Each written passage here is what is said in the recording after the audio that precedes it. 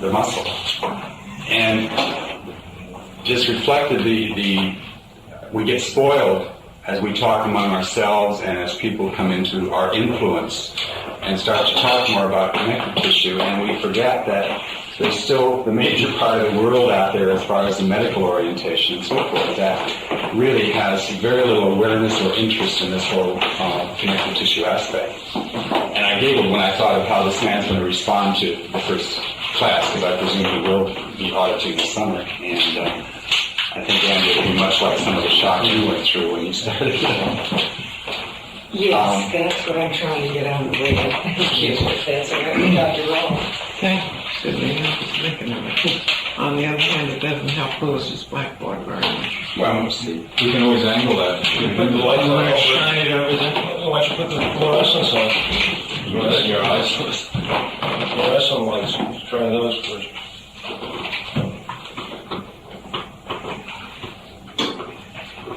It's not too much better. That's understood.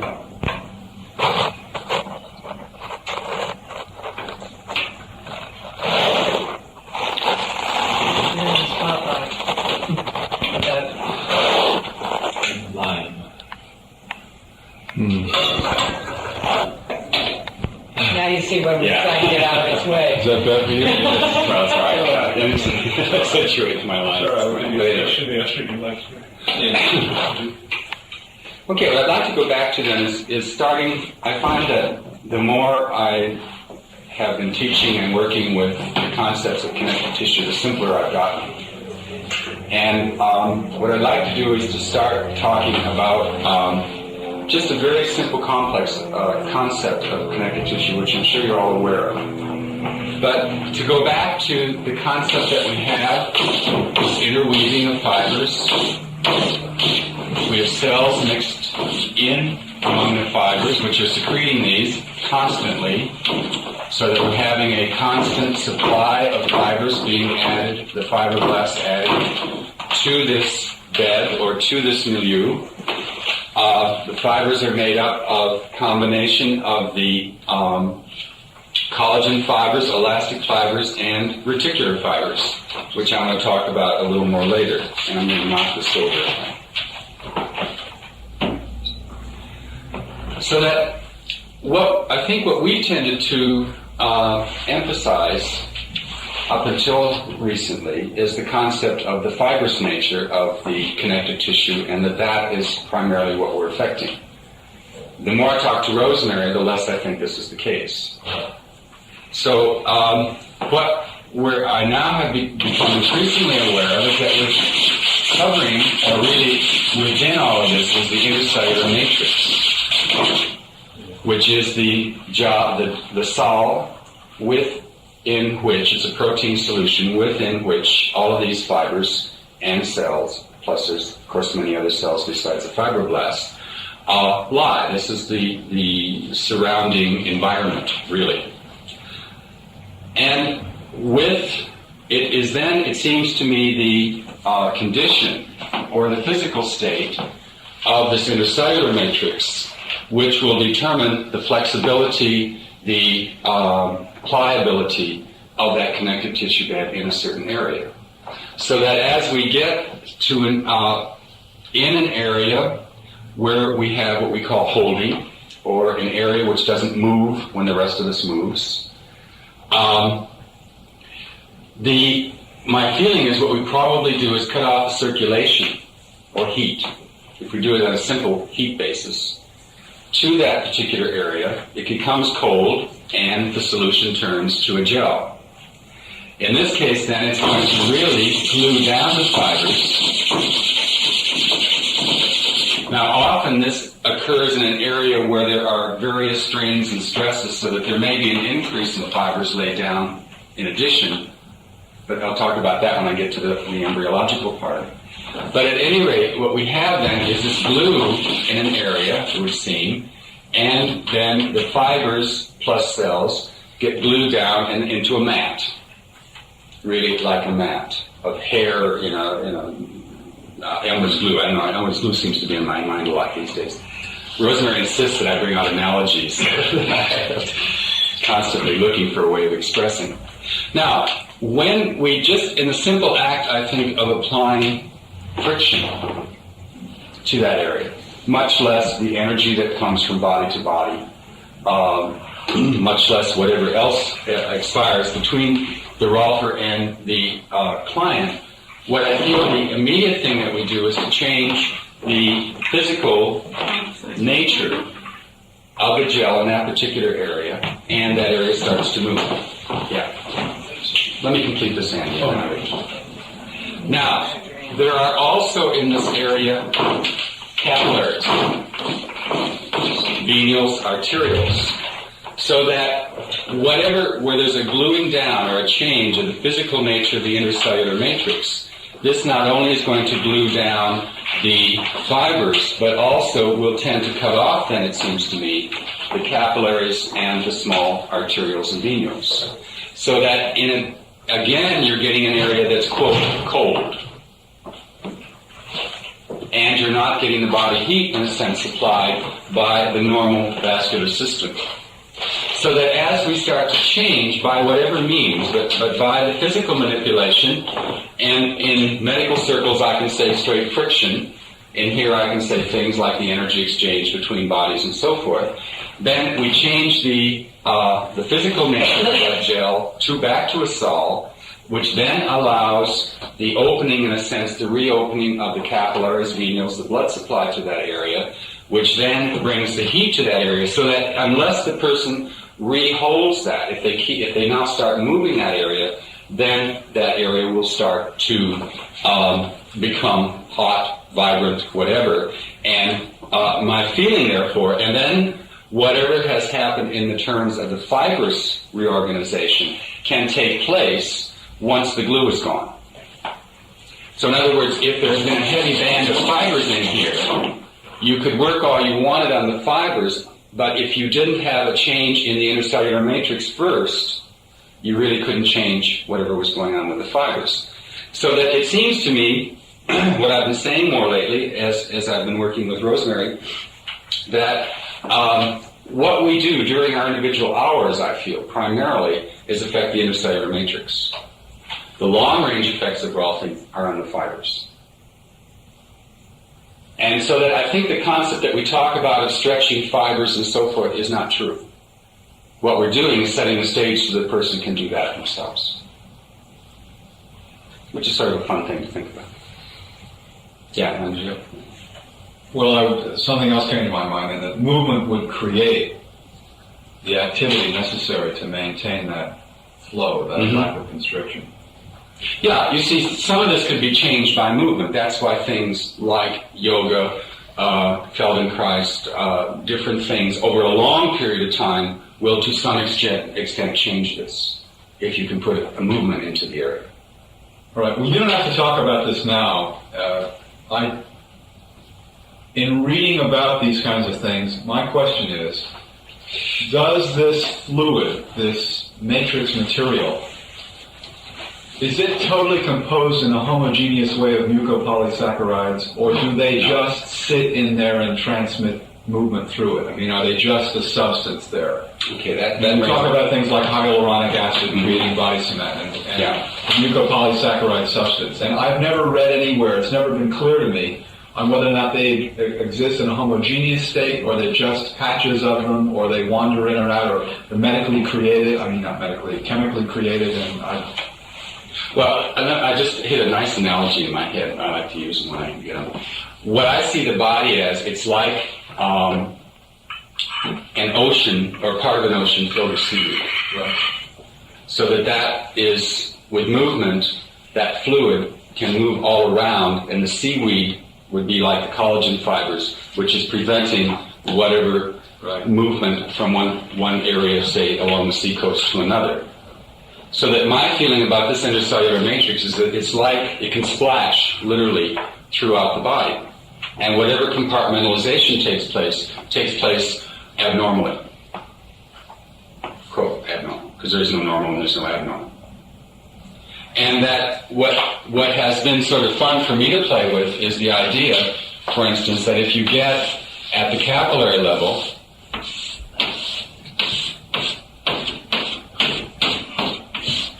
as you have the arterioles bringing the blood down to the capillaries, which there would be many, of course, not just one, that there's a condensation of the blood. The cells become condensed. So that the fluid, then, the plasma, or at least the serum, I've got to check that one these days, will seep out into the surrounding intercellular matrix. Okay? Say we make a long capillary, the fluid leaves here. As all these capillaries come together to form venules, fluid is drawn back in from the intercellular matrix. Now that is not the same fluid. There's no reason to expect it to be, because in a sense, just physically, you've got a different location. So what I see then is that what's another thing that's been fun to play with is that the whole intercellular matrix, meaning the whole body, then is a total circulatory system. And that really all this intercellular matrix is just blood plasma that's not inside the blood vessels. And that all the blood vessels do is increase the efficiency. They move it around from one part to the other. So that I think what you were talking about, where you get, say, a high concentration of cells that secrete something like hyaluronic acid, or an area of inflammation where you get certain chemical and cellular changes and so forth, I think it's just a localization within this total bed. And that has the potential to leak out unless it encapsulates. Aren't the mucopolysaccharides chemically created out of the cell within that matrix? I don't know. Well, maybe that's why I can't find the answer. Nobody knows. Well, I'm not sure about that. I don't know. I've had so much fun playing with this theory, I don't want to look up too much detail. It might spoil it. But there's no question that there is this exchange between the blood and the intercellular matrix. Right. But I'd never heard the concept before of the fluid being squeezed out. Yeah. Well, that's the way we used to teach it, even in medical school. That there was, the blood was coming in the first place, it's under pressure from the heart and the muscular walls of the arterioles, or arteries, arterioles. And that the total surface, inner surface area capillary bed is less than that of the arteries feeding into it. So when I use the term squeeze, it is literally that, because you're reaching a point where it's really a block. It seeps through. Yeah, so it is so that it is a seeping through, but I think it's more active than that, because It's almost a squirting. yeah. But it's like, unless that happened, the capillaries would have to balloon out. And there are actually holes between the cells at the capillary level, at the endothelial level. There are little spaces between. Now, the gluey-like substance is made up of mucopolysaccharides? Well, I just call it a protein. Yeah, there is no. Okay, well, it's like a protein and a sugar from the sounds of the name. Right. And is the thickness of this stuff determined by the protein content or the sugar content, or? I would imagine protein primarily.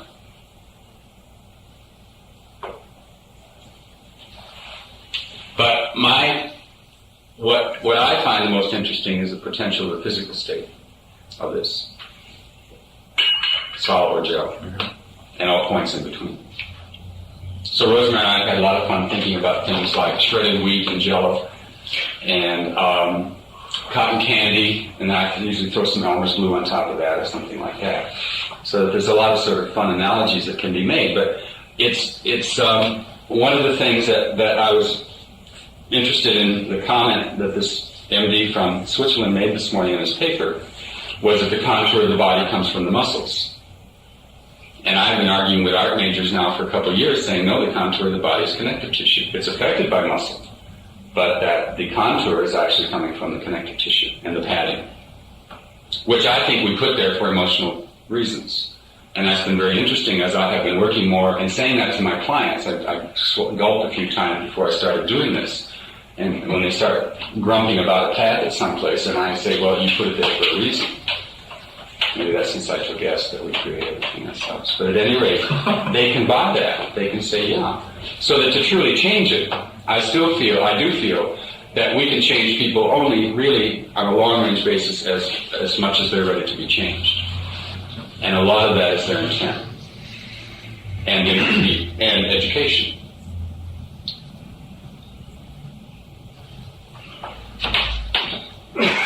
ahead. I wonder if you would just repeat what you see as the, you said this is a new theory to you.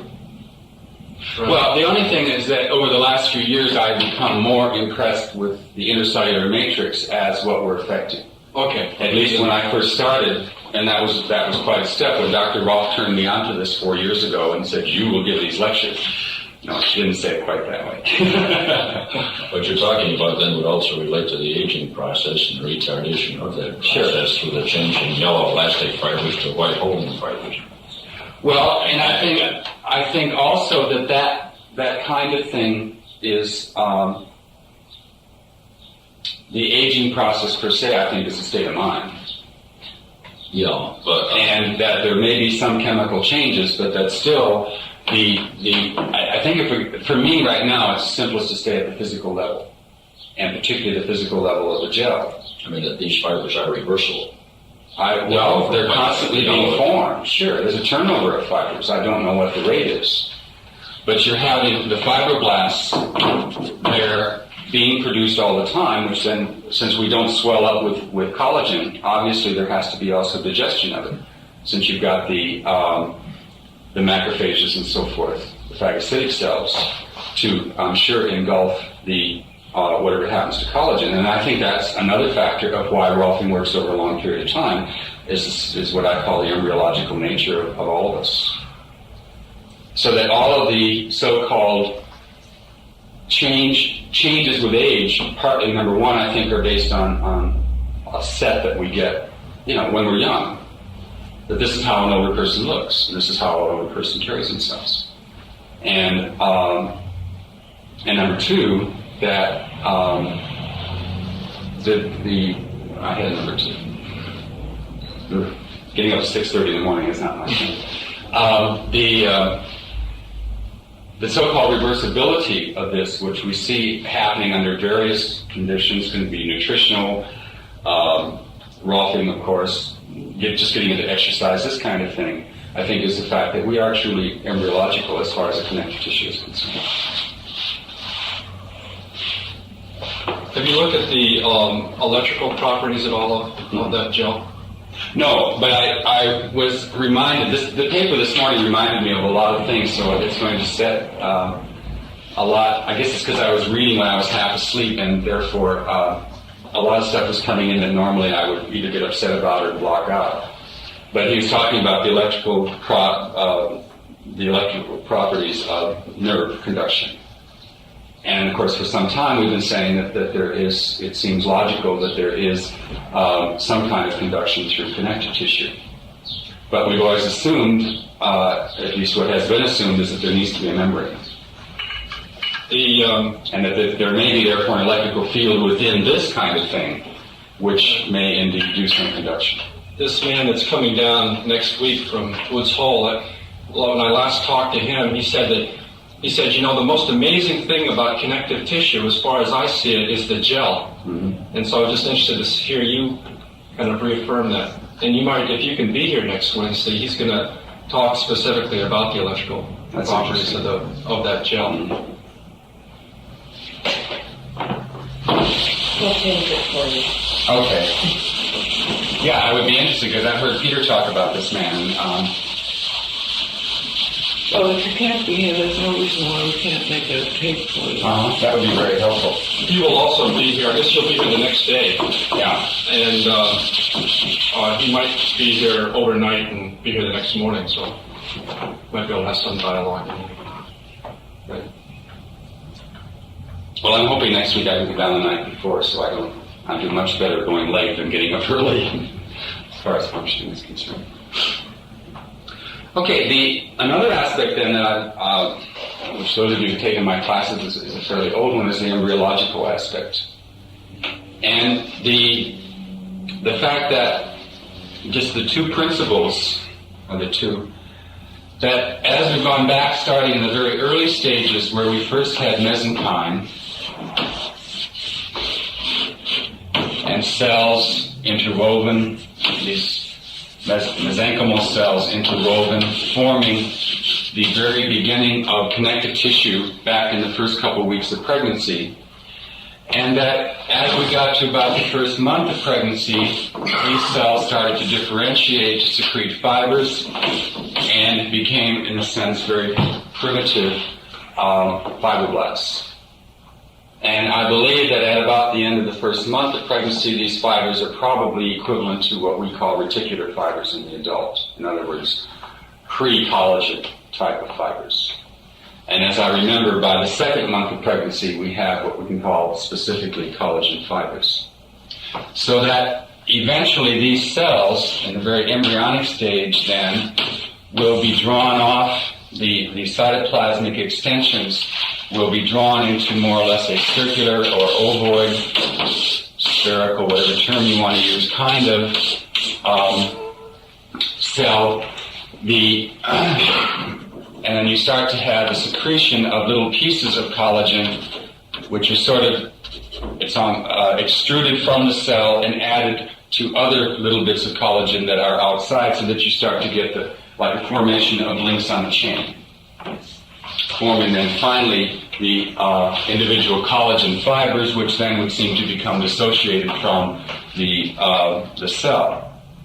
Now, what seems to happen then there's two bits of information that I started talking about 5 years ago, so I don't think it's anything new, is that number one, particularly in the embryo, where there is tension or pressure put into a particular area of a connective tissue bed, that two things happen. The cells will be stimulated to secrete more fibers. In other words, in that particular area where there's stress, tension, friction, whatever, there's an increase in the number of fibers that are secreted. And those fibers will tend to become oriented in the direction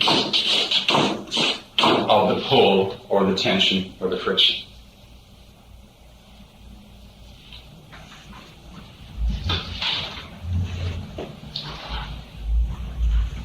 And this is how normally tendons, ligaments, and so forth are formed.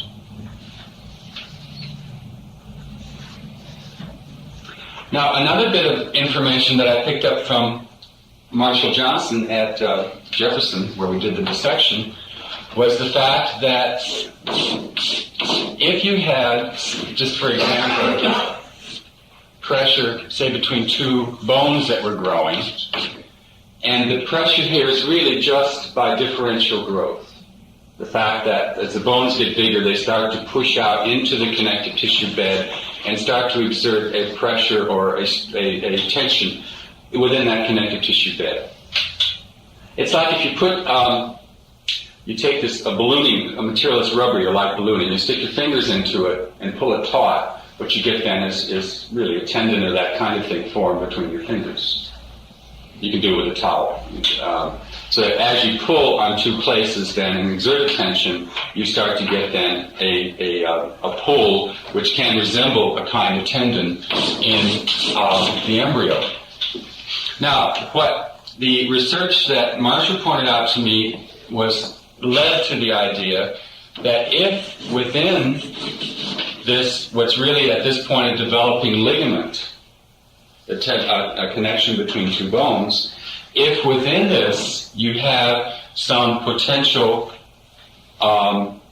muscle tissue, the muscle tissue then will start to develop into muscle, and it will develop, its direction will depend on the pull of the connective tissue.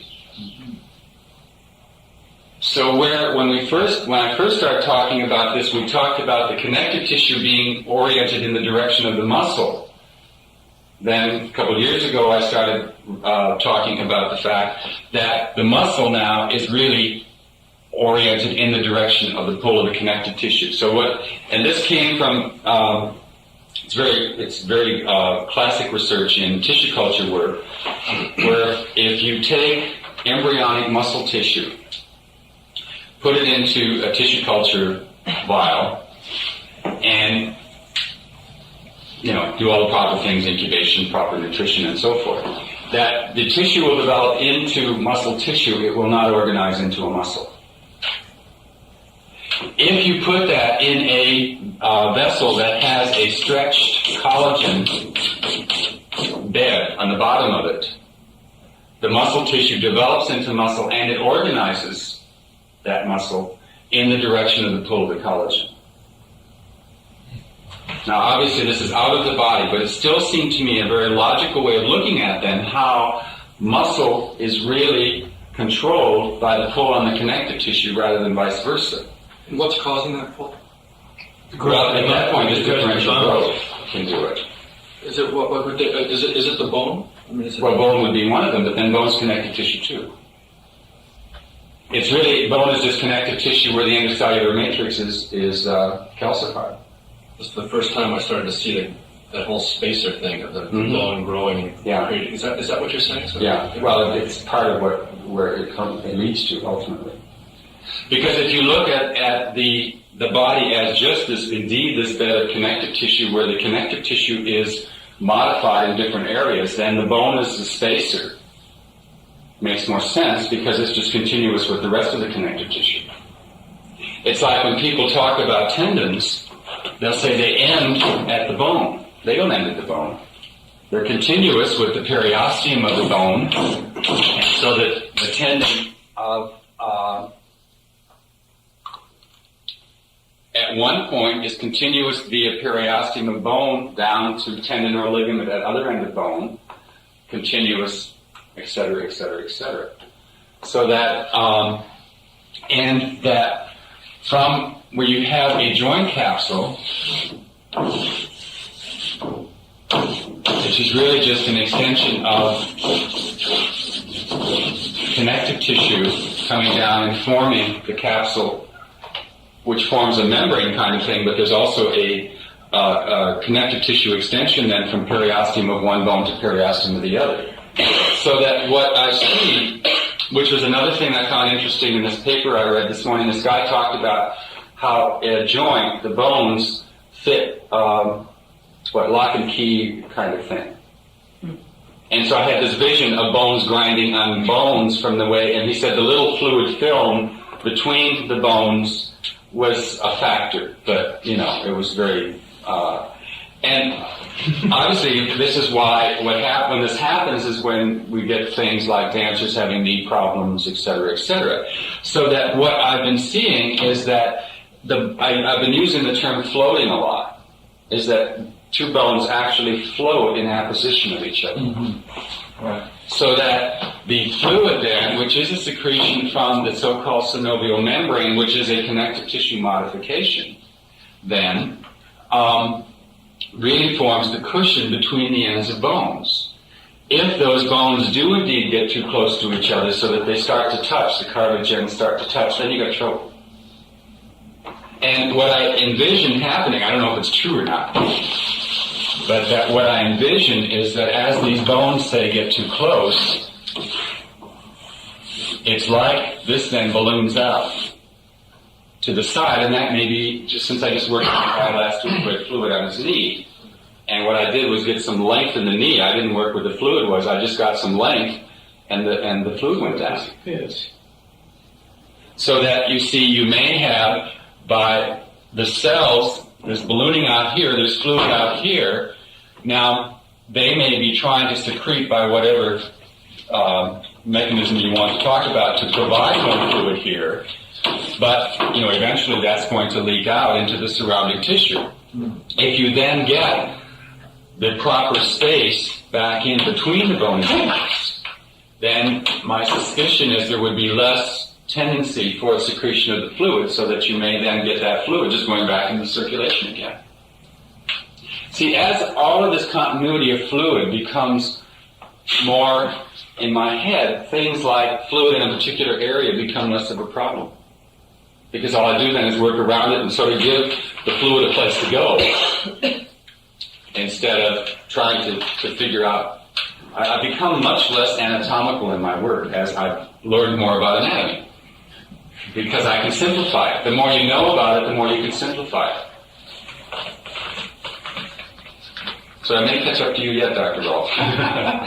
You started there. I had to go a long way. It makes me laugh because you're coming back and telling me what I told you. Oh, absolutely. But Years ago. I want you to know I finally heard it, 601. I suppose that's why why they keep producing fluid around that area is because of the friction, and the body just thinks it. It could very well be that there is some. You see, once what I consider the body has a language, which if we listen to is telling us everything we need to know about ourselves at least. And that I think in local areas, that kind of thing, this just hit me this moment. Because I just happened to do this week to this guy who had fluid on his nose. And he's had all the rolfing and so forth, so all he needed was something to, give a little more something in there. Which Have you had the roughing much earlier? Or did this happen during the roughing? No, it was after the rolfing, I believe. He's had 10 sessions, and I don't remember. It had been within a year that he finished. I don't know just how long. Right.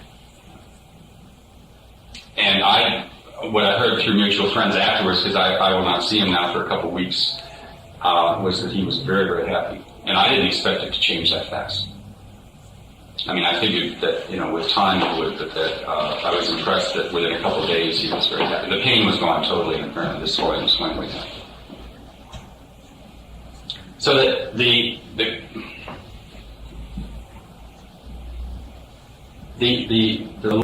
how can I say it? We use anatomical terms to talk to each other, really. And that in the most cases, particularly when you're talking about these various parts of connective tissue, especially bone, including bone, really, all that is identifying a certain part of connective tissue that has modified for a particular function, and that can change, or certainly be modified with time. We know bone can change as you change the pressures on bone. It's the same thing. So that this kind of thing, I think, is why we get things like cords across the top of the sacrum, cords between the shoulder blades, as people hold. There are these bands, or Ross ropes we used to call them. I think those were the first anatomical. No, slip gunk was the first one I learned from Emmett, and then Ross ropes came from Peter, I think. But that these kinds of things that we feel, which don't fit into any anatomy book, really have come as part of the embryological development of the adult, which is still embryological. Because we still have then cells which have the potential of becoming more fibroblasts. We have the so-called reticular cells, which are considered to be embryonic cells. We have reticular fibers, which are every place in the body. They go around every cell, and these are considered to be pro-collagen or embryonic collagen. So that the potential then of developing new ligaments, new tendons, or whatever you want to call them, then makes more sense, and the reversibility of that makes more sense. And as you change the pulls, for instance, as you go from the shoulders up and the head forward to the shoulders down and the head back, then you're certainly changing a whole lot of the pulls back here, but you may be creating some new ones in front. Now, all these pulls are not abnormal. We need these. But that sometimes people come back in, particularly after they've been gone several years, and they're starting to get some cords in places they've never had them before, and usually that's because we said something in offhand of, bring your head back, and the next thing they're walking around like so, exaggerating it instead of just letting the head come more back and more balanced. So that you see that in that kind of situation, they could then create new cords. And those again are reversible, I believe.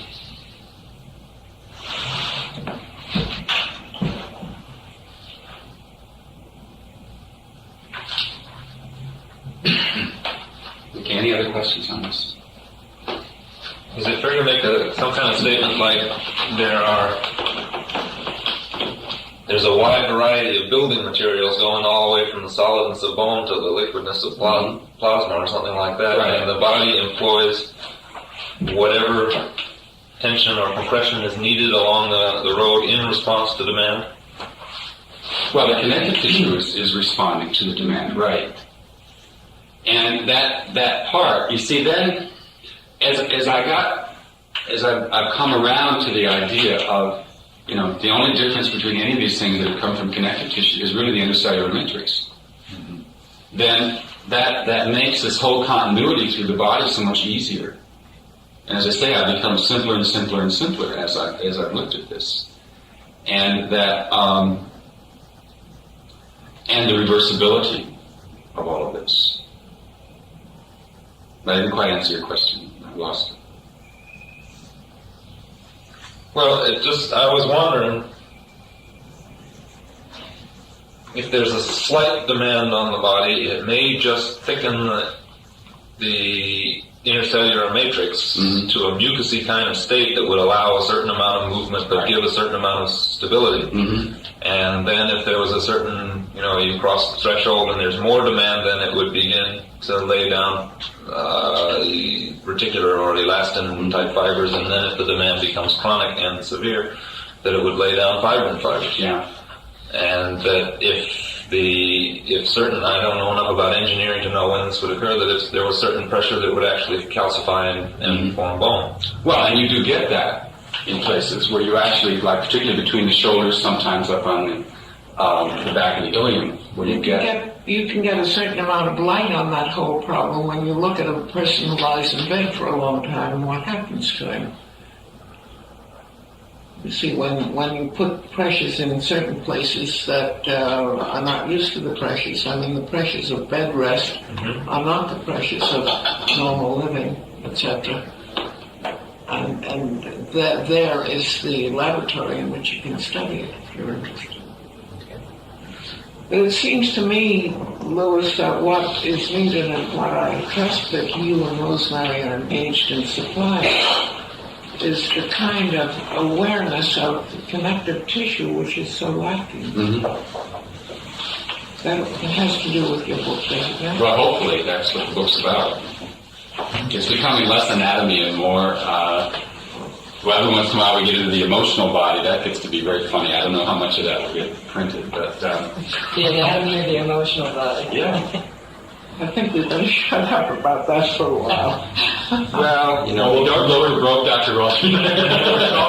When you were talking about that originally, what entered my mind was that if the mucopolysaccharides are not either bunched together, usually as seaweed, and I look upon those as almost pre-collagen, that maybe they are spontaneously created under stress. That entered my mind. Might be. See, most of these chemicals... Stress in that term becomes a very broad term, and most studies have been done outside the body. They have to be. So you see, just getting the sample has caused a physical trauma. That's always been the problem with research, is that you're dealing with stuff after it's been traumatized in some way. This seemed to be a little closer to where I'm headed. I hear you talking a lot about change of state, but not about change of chemistry. I wonder if where you're at with that. Where I'm at right now is ignoring it, because I like the physical. And the chemical certainly has to lead into this. But it seems particularly that for the public, it can be explained on a physical basis. And so what I've sort of been playing with is being able to do it and have it make sense. And then understanding that there will be, obviously there is chemical differences, and my feeling is that those may be localized reactions, but unless you've got encapsulation, it's probably the kind of localized reaction ultimately would have to diffuse out through the body. Have you been in touch with Peter Levine at all? No. Peter's getting to be something of a national authority on stress. And I would think that communication between the two of you might be useful to both of you. Yeah. Rolf's mother, that's as close as I've been to. That's right, I come from New York. Right. Yeah, that's a very good idea, and I think it's probably getting to be time. What Rosemary and I felt primarily is that we wanted to tie together our ideas and to see where the two of us came from, because each of us come from a very different point of view. And getting those two views together has been, 6 to 9 months. And that now I think we can start looking to other inputs as we put together what we've got. One other comment I'd like to make about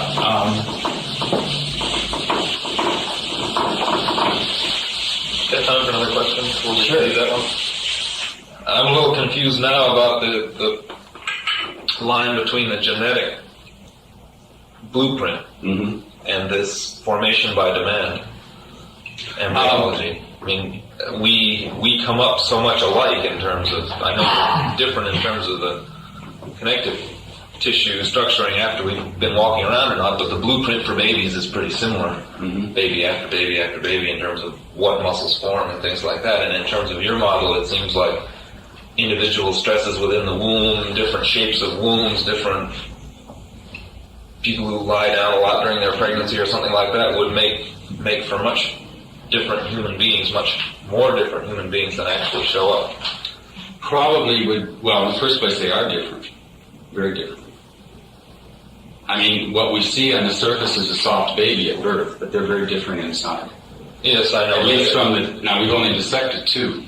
Right, but Those two were so startlingly different that, you know, wherever we go back and we're going to have to do a batch of them now, where we thought we could make these nice generalizations, and then of course the second baby was totally different from the first. How lucky you were. Yeah, right. Very good. Well, the first one was almost undifferentiated. The only muscles, for instance, that were differentiated were really those at the back and the ones near the joint. The belly and so forth was all just like transparent tissue. So Was it full-term baby? 2 days old. But full-term, Yeah, whatever. right. Well, you never know that. But anyways, 2 days after birth. Okay. So then we did, I evolved this, it doesn't take much for me to evolve a nice idea, you know, that because the back develops first embryologically, that, and I still believe this, except the second baby contradicted it, that the belly forms last, that we have a lot of tension in the back, just from the fact that those are the muscles that we really have, and that the belly and the chest muscles in front and so forth develop later, and we tie this in, the baby's walking around, their belly's hanging out and all of this, and the back arched because you've got to pull on the muscles. And I suspect that's true in a lot of kids. The second kid we dissected was a little black kid, term. It was stillbirth. Every single muscle was there in detail. So then the question is that because this kid's black? Is this kind of variation? I don't know. I mean, we were able to dissect down to, you know, the smallest of muscles that we could and they were there. It was perfect. He was like a miniature adult, only better than most of us are.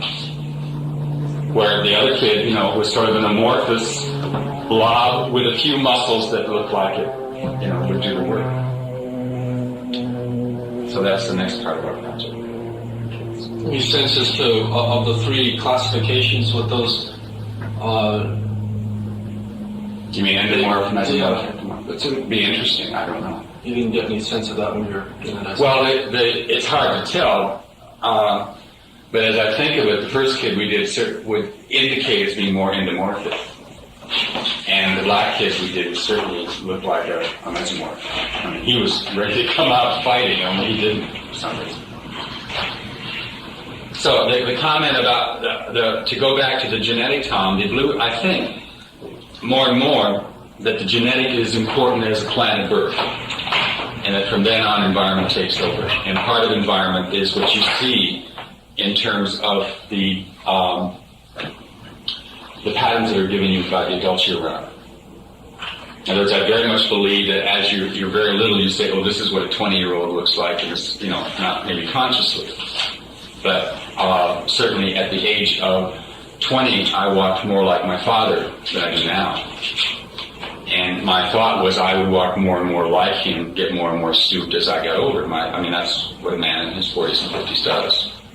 And then I learned, thanks to all of this group, the kind of thing that I don't have to do. And so I think what happened is that the plan got changed, because I realized I didn't have to follow the plan. But I think most people, that is the plan they have, that's the way they're to look when they're, and to be, and to act, and to feel. And that's certainly environmental. Yeah. Plus, there's a lot of environmental before birth, I think, because of the pressures of the uterus, that's another thing I want to get into next, is the concept of what I see as the bands or the constrictions in the body, which I think are most of which are formed before birth. That was what I was going to say. Yes, I don't think you can just say that I really think you have to say it's a dialogue between the genetic blueprint and the demands, environmental demands, really way back before birth. Oh yeah. Lewis, it seems to me if you take your father's conversations when he's at 20, that you're going to wind up where he is at 60, no matter what. It's not your mental thought that's going to put you at 60. It's conversations. What you're doing, I think, is establishing a pattern in your head. I believe a lot more that we control our own growth. I believe we control where we put pads of tissue. I believe that we control probably the chemistry. And that, it's not done up front, but that somewhere back here we're pretty much, because as I see people, for instance, forming pads of tissue in certain areas, which is obviously for protection. Okay, the structural then has come from what they wanted to protect. And that where I find those things are really hard to work with until you reach the point of convincing them they no longer need to protect that particular area. That kind of thing is where I am. And I think also body contour is set in your head, that you don't have to follow that. And so that at some point that is changeable, modifiable. Now sure, basically you keep a pattern, the genetic, but that there's all sorts of modifications that can happen. You see that in different families where they have 10, 12 children. They're all slightly different, but basically the same. But a lot of, and so the thing, I guess what I'm saying is that before the idea would have been that was genetic. Now I say it's because they've all had the same pattern, the same adult pattern. This is really 100%. Yeah, it's like when I went, my favorite story is I went back to my parents' 50th wedding anniversary 2 years ago in Wisconsin, and I hadn't been back there for years. And I saw aunts, uncles, and cousins that I hadn't seen for 25 to 30 years.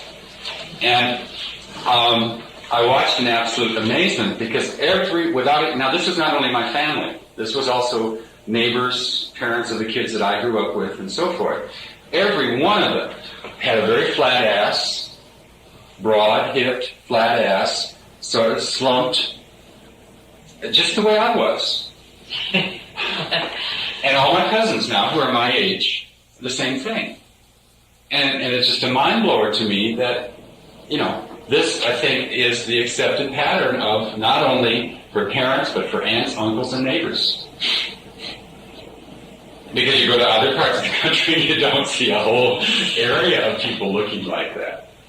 And I can, as I've gone around the country, which I have before I finally got home in New York, with all the traveling I did, and seeing that really in different areas there were certain tendencies. And it seemed to me also that people, as they moved to that area and settled in there, assumed some of the tendency of that area.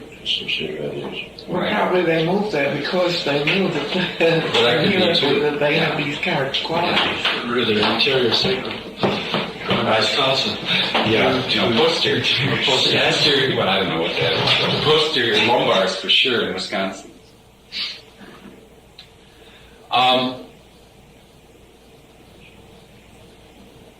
So if all of this only then is really a difference in the connective tissue and that's embryonic, this doesn't to me become such a big mystery. Because you have all this potential, and then of course one other modification then is just fat. And all fat is an area where the cells start to accumulate fat droplets within, and so the cells get bigger because they contain these large globules of fat. As the cells get bigger, they're more in contact with each other, so the fibers get pushed closer together, and something happens to the intercellular material. It's probably pushed out into another area. So hence you get fat pads, which is just then a modification of the cell and the intercellular matrix by the lack thereof, forming a fat pad which is therefore relatively immovable. But I was hearing when Tom was talking with his last question, I might be wrong, I think perhaps actually was thinking that all tissue is connective tissue based on variation. Not all tissue, but all structural. I mean, the stuff that comes out of the mesenchyme, they're well defined. There are certain macrophages and all of your fibrous cells and your bones and your... Oh, yeah. And the fat ones too, are they not? They're mesenchymal cells, and if you put a demand on the body by eating a lot of heavy food, then they simply become Not fat. only that, you see, you find even in the skinniest of people certain areas where fat accumulates. So it's not just food. I see fat as part of an immobilization of an area. Mm-hmm. Now, what stage that is, I don't know. In Kind terms of like a wedge, I would think. yeah. But that's what I see as part of emotionally where we put pads as protection. And that is, there are some general patterns and that's variable. What I really liked was the I don't know, I got this vision when you were talking of the intercellular fluid being, sort of sticky. Yeah. I mean, I thought really a fluid or gel, and what you gave me was the picture of the stuff in between, which is probably where most of the world is walking. In the sticky, the expression which is I don't even like to say it, but it sticks in my head, is one that really is like the concept of snot. That sort of stringy mucoid. That's where I got it. I was spitting out some mucus one day, and I said, my God, this stuff Intercellular matrix. has structure to it. Inspiration comes in this way. That's right. One other comment I'd like to make, I think I have avoided using the term fascia all morning. Did I make it? Yeah. Great. Because I think the best definition of fascia that I've ever seen is, it was either in Morris or Cunningham's book, is that it's a concentration of connective tissue that's dissectable. Meaning you can identify it because you can see it with your naked eye. So that if we look at a muscle, we have the tendons at the opposite ends, the fascia then being just a condensation, which, if you're thinking of this friction or tension thing, you see, as the muscles are moving back and forth in this connective tissue field, they therefore are producing some friction, which would therefore cause an increase, particularly if they're muscles that we use a lot, in the thickness of the connective tissue immediately around the muscle. But that's totally continuous with the looser connective tissue out away from it. And it is also totally continuous with the connective tissue that's going through down to the very individual cell, because you have the epimysium on the surface, which is really continuous with the fascia. You've got the paramysium, which divides the muscle into bundles, and then you have the endomysium, which is the connective tissue that's down around every individual muscle cell. So that there seems no reason to believe that there's any lack of continuity between an outer loose connective tissue bed, a heavier bed of fascia, and the individual, the fascia down to the individual muscle cell.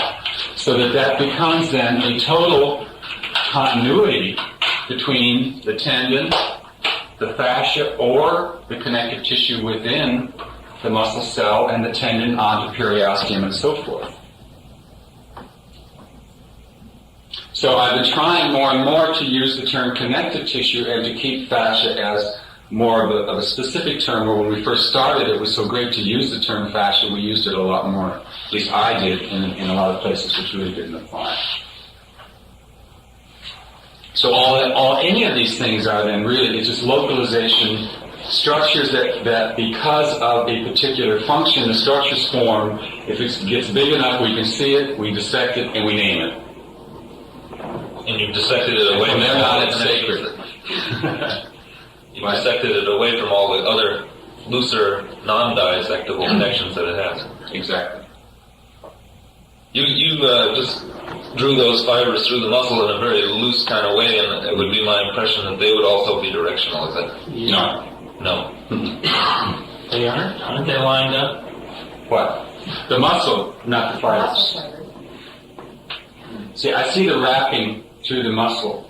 coming in from the fascial layer, as there is a certain direction, but there's a lot of cross, oblique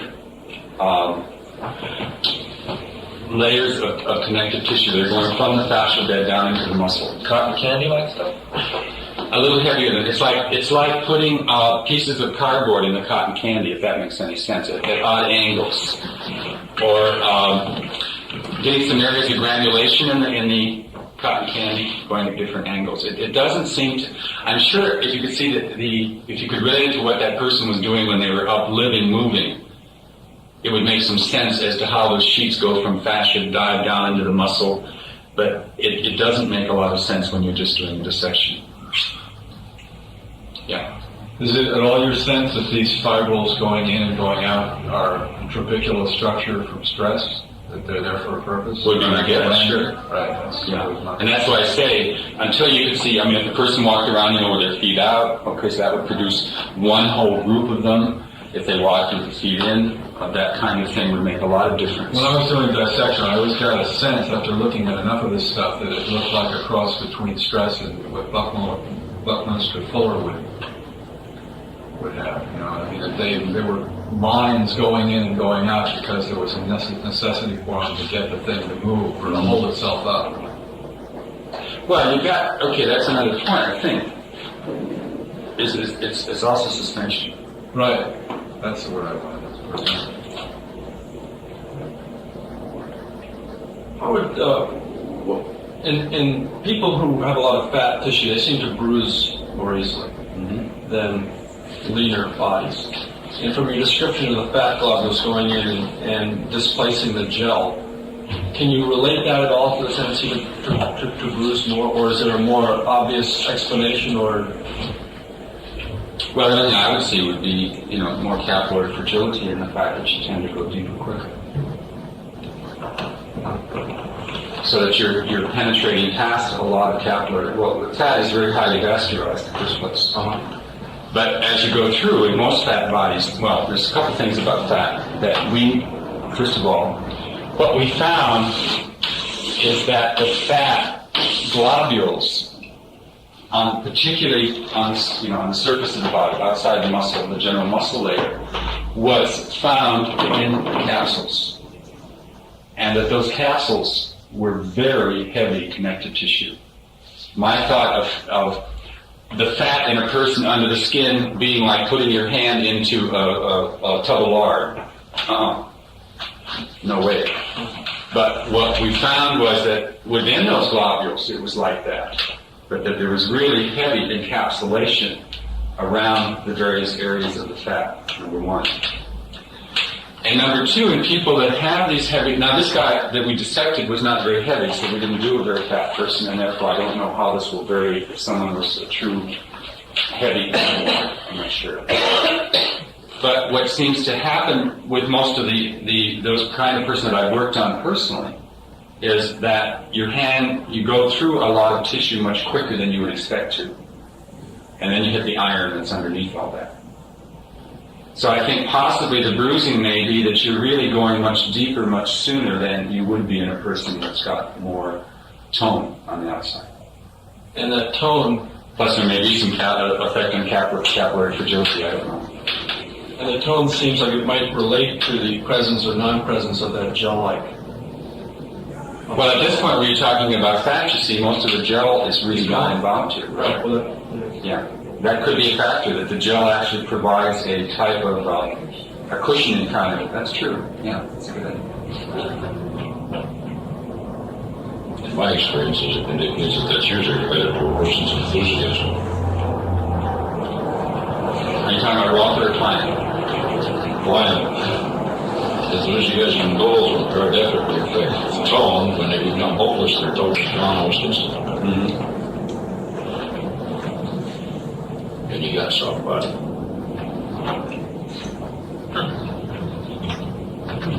I've never state that again. That it's been my experience that tone usually relates to a person's enthusiasm. Tissue tone. Yep. When they lose their tone or they get a hopeless feeling like everything is going to hell, they lose their tone. And they're hopeless. And I have found that when I run into a person with a hopeless attitude, their tone is such that you can do a thing with them. Or do very little with them, and if you can't change their hopeless attitude. That's really interesting in view of what I found with people on lithium carbonate, which is as you probably all know, something that controls the manic depressive, and nothing characterizes a manic depressive more than his enthusiasm or the other end of the enthusiasm, which is the black depression.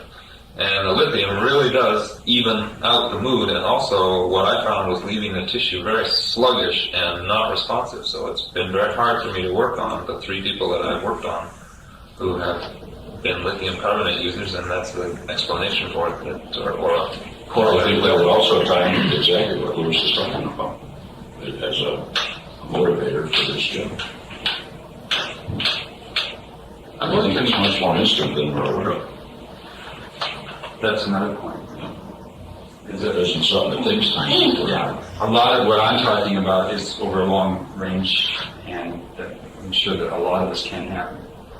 Lewis, when I did the little bit of dissection I've done, I noticed what you were talking about the fat cells and being actual encapsulated cells, but also... Please a little louder, Sharon. Okay, I was saying with the little bit of dissection that I have done, I noticed this encapsulation of the fat in localized areas, but I also noticed a very, very much lard-like substance that was sort of spread between layers of connective tissue, sort of almost between the ripples. Did you find... No, but then that can be a variability, I'm sure, from body to body. Because that does, when we talk about feel that thickening and stuff, to me that's what I pictured back with some of this work that I did. I'll add to that. In the section that I did, there was that lard-like right under the body. The subcutaneous fat had that lard-like consistency, and then whenever you got into a pocket that was below that, in between muscles or packed into someplace, then it was encapsulated. Well, what impressed me is that wherever those capsules were, they were damn tough. I did not expect it to be that heavy a connective tissue machining, enclosing a globule of fat. And I'm sure that amount of layering and so forth is individual. And since we've only done one adult body, that's all we can do is say that this is what we saw in one adult body. Yeah. Anytime you'd like to take a short break, there's hot coffee. I was thinking cup of coffee sounds wonderful. I thought this would be a good time. Good.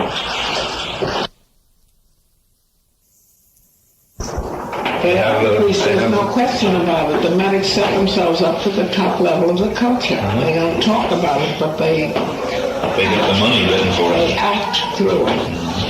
They do. I mean, people, they treat them, they get the deference that the clergy I know, really gets. but who gives them the deference? The nice Jewish mother who They're likes to getting say, agreement from society. They're on agreement. I experienced it. but how many of these little old ladies do you know who love to say, oh, my son, the doctor? Oh, it is. It's With the lawyer. Didn't I tell you the story?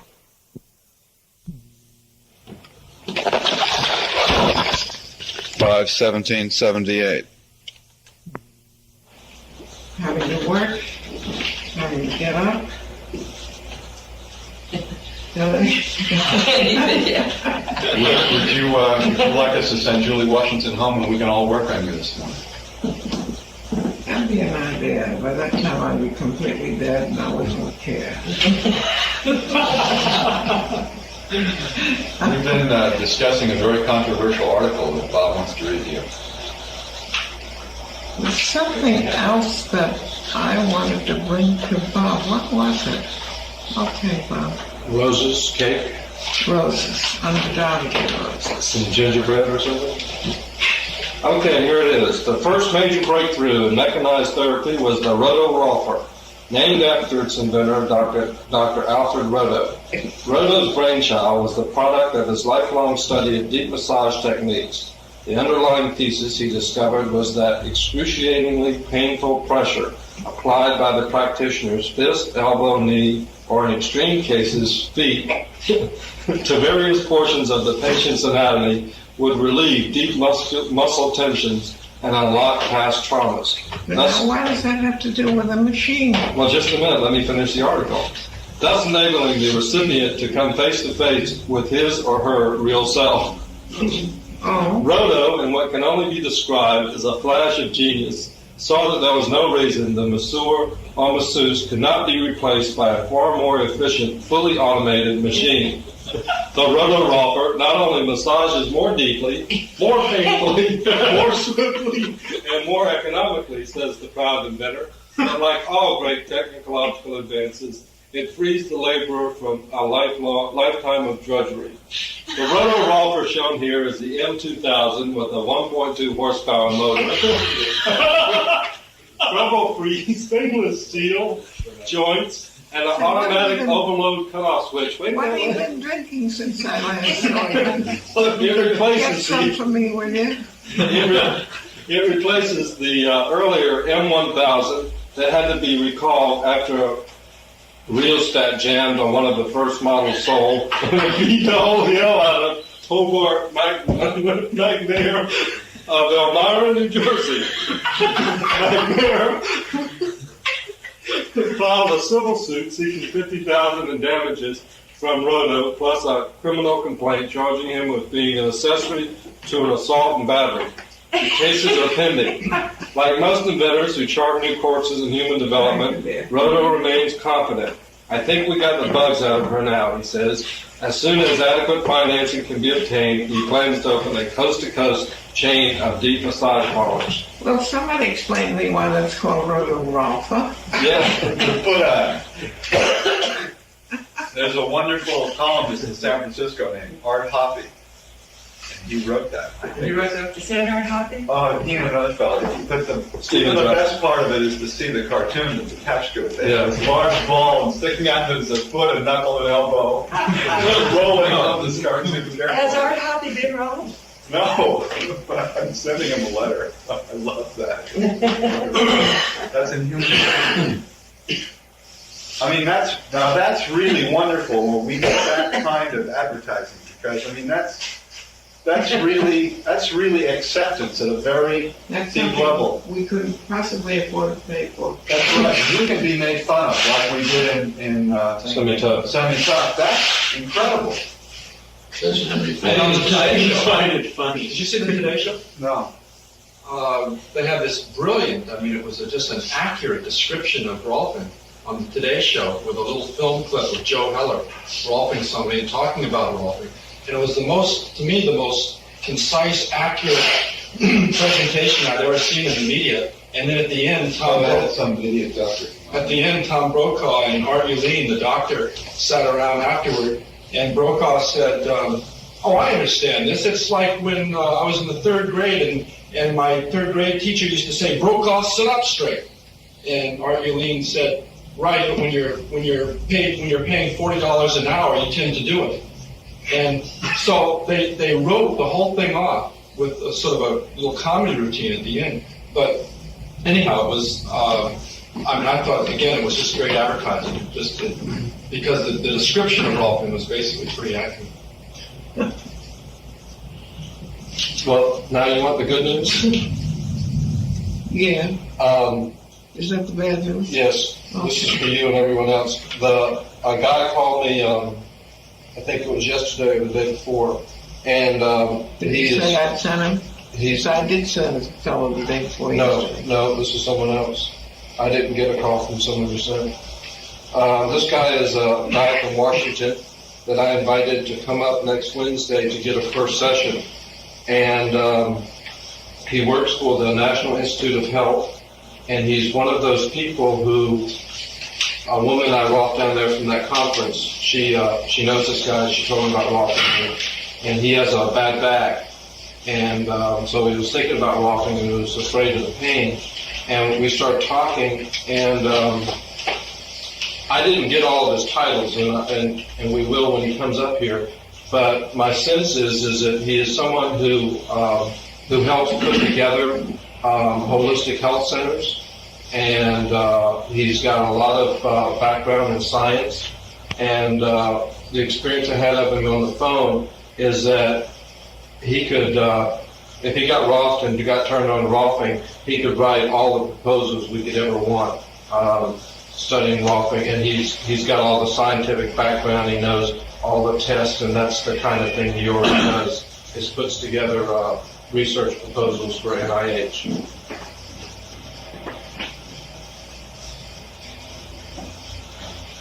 So Aside from that, I'd like $1 million. well, maybe that's all we have to do is ask him Write a proposal. get him to ask. We'll write one for 50,000, one for 500,000, one for Three $1 of them million. for $5 million, and then 3 of them for 500.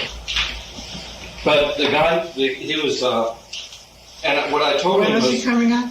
he's going to come up next Wednesday.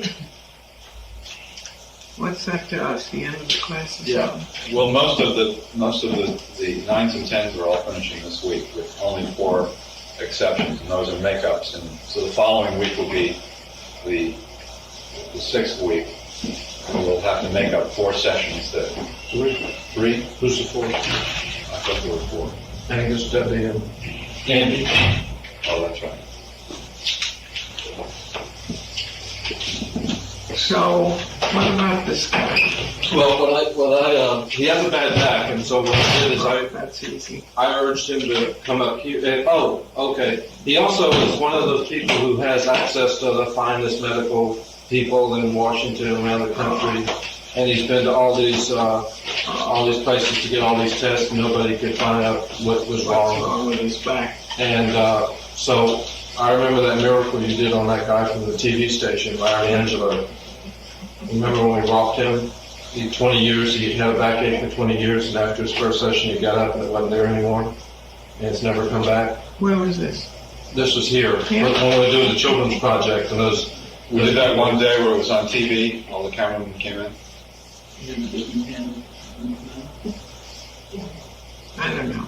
Anyway. So I invited him up to do that, and Well, will he be here while we're in session, or will he will be here at 1 o'clock. Is what I'm talking about. We will be working here that Yes. Yes, we'll be here that day. Okay. That's fine. There was somebody I sent to you a couple of days ago, Bob. What was that about? There was a man who called about a week or so ago named John O'Brien, who was the head of the district director for LifeSpring. He wanted to get wrong. Wasn't And it? it's being wrong. Wasn't it? I bet you Amy didn't know. She was there when I well, anyhow, couldn't have been that important. I wouldn't have forgotten it so completely. Okay, so you think we're on our way, do you? I think that if we can give this guy a good experience with Rolfing, that we could be well on our way.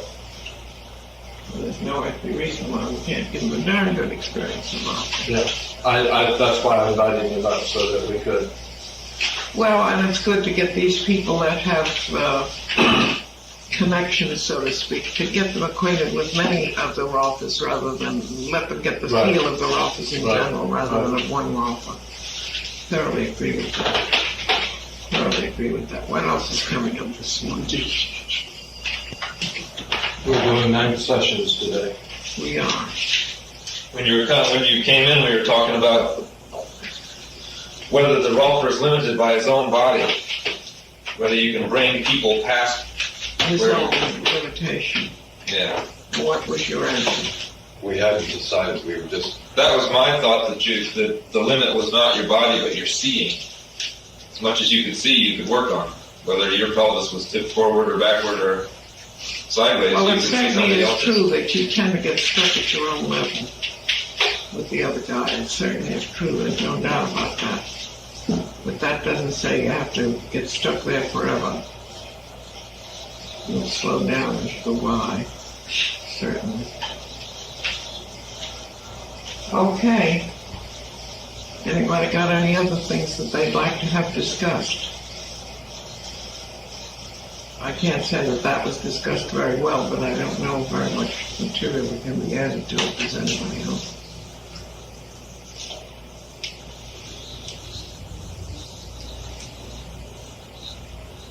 Are you ready for a wild supposition? I had a discussion this weekend, and a thought that was very interesting to me. You asked a couple of weeks ago what was the function of nervous tissue, and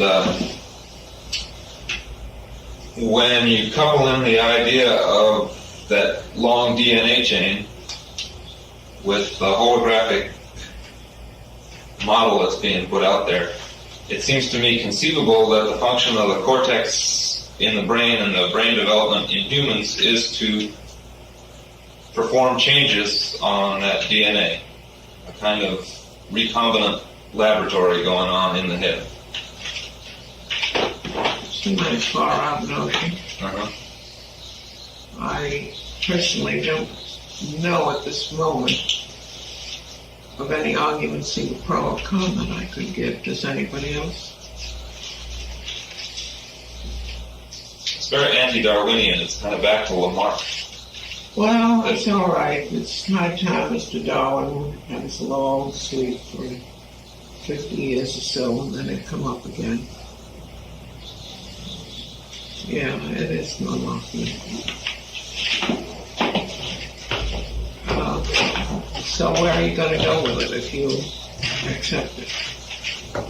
Do the changes that the chemical laboratory put out have to do with the adaptivity to the environment?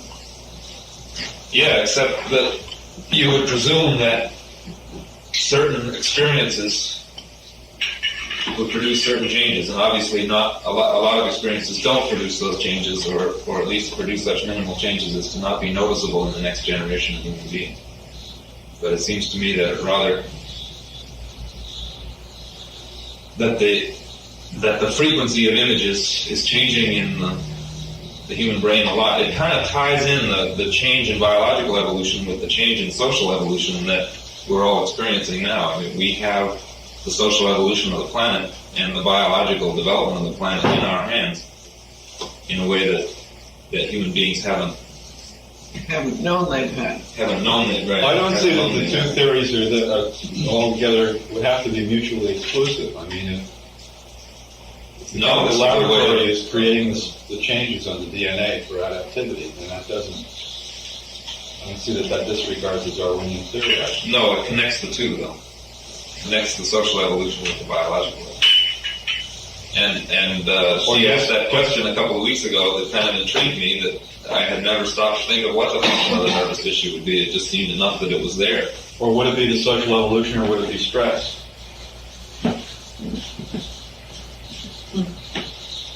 Well, yeah, that was the focus of the discussion that I was having whether it was possible to have devolving experiences as well as evolving experiences. Or is it, as James said, it's all pleasure pain? I don't think it's that simple. Just that one spectrum, pleasure pain. I don't think it's that simple. I think it's quite possible that we have an experience of order, that we are putting an experience of order into the body, which may be a real changer of that. If that theory is at all tenable, that the experience that we give people would probably be one of the most powerful effects on that whole. It's interesting. I was writing a paper about that the other day. One of the women's here in this house, probably in my house. Would be interesting to read it as I have written it. Yes, yeah.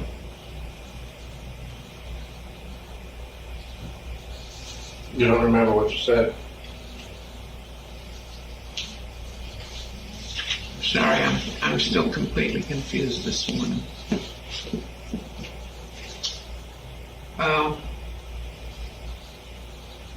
Anyway,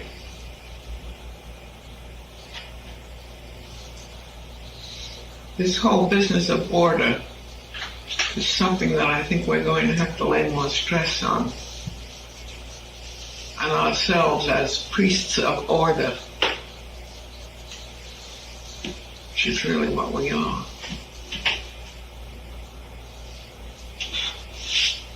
And you see this whole business of permissiveness. I think permissiveness has had its day, and we're the priests of the oncoming order.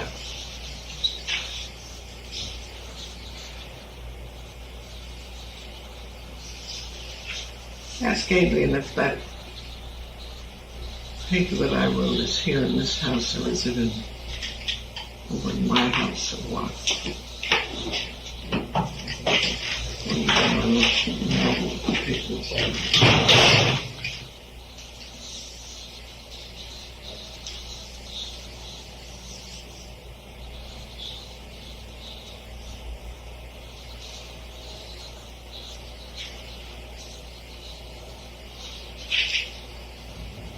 Someone made a statement today that they look upon sessions 8 and 9 as being an opportunity to create horizontals in the tissues, and as 10 as an opportunity to create horizontality through the hinges.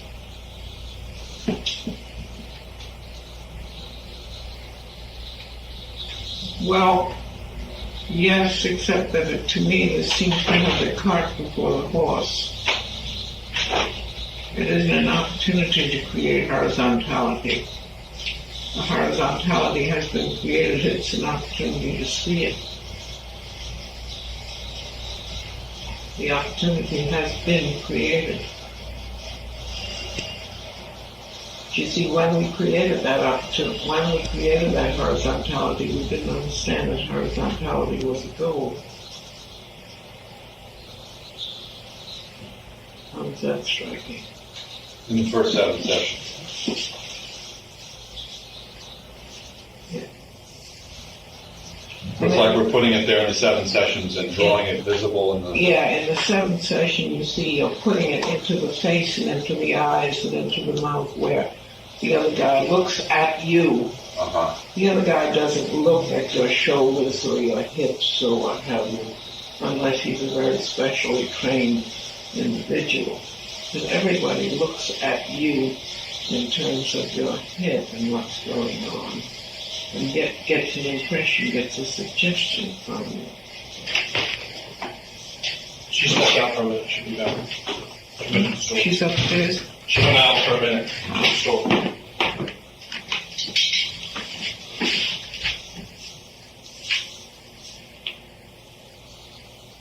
So has anybody got anything to add to that one? See, it will be very interesting as we get more people. Several times in my life in the last 2 or 3 years, it has happened that 2 or 3 Rolfers have gone to talk to give it, I don't know, to give a demo or to talk to somebody, one person who seemed important and so forth and so forth. And that person to whom they go later expresses himself as, it seems so strange to be sitting in a room where people were really sitting up or standing up. No, it's going to be very interesting as we get more people that sit up, because it's easier to sit up than it is to sit on the middle of your back. It's going to be very interesting to see what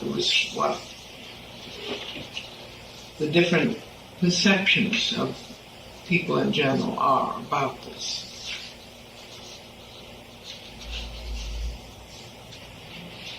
And I have absolutely no way of pre-guessing it, what people are going to hear or think or feel. I remember Jock McLean and old Mr. Robert R. Young. They were casually friends. They both belonged to the same golf club up in Newport, played golf. And it happened one time when I was up at Newport working with Mr. Young, and he was feeling his oats and feeling very fine and sitting up straight and enjoying sitting up straight and so forth. And McLean was reputed to have looked at him and said, "Man looks like a damn fool when he sits up straight." And that's one way of seeing it.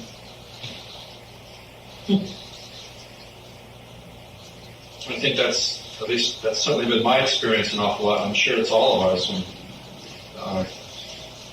So somehow making that transition when clients' bodies begin to straighten out and the organism begins to demand that they be straight, and yet their psychology says that they feel strange or odd.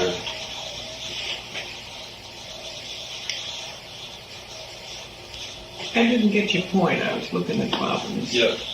Just the point is that it's one of the things that I find I have to work an awful lot with my clients is that the adjustment that it takes when their body begins to demand that they be straight and move more efficiently and become literally more present.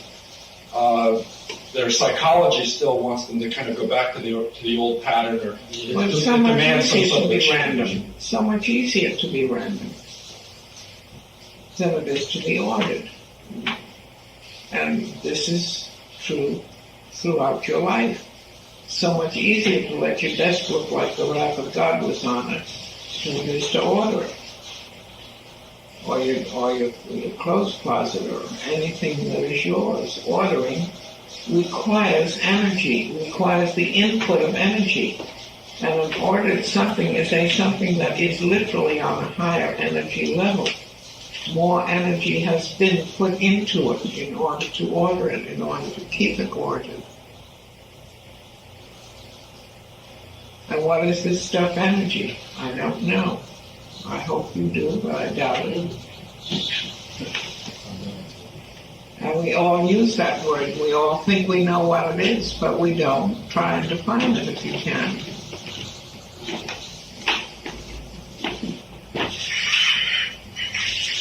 So all of this stuff makes it apparent that we're going into total terra incognito, unknown territories.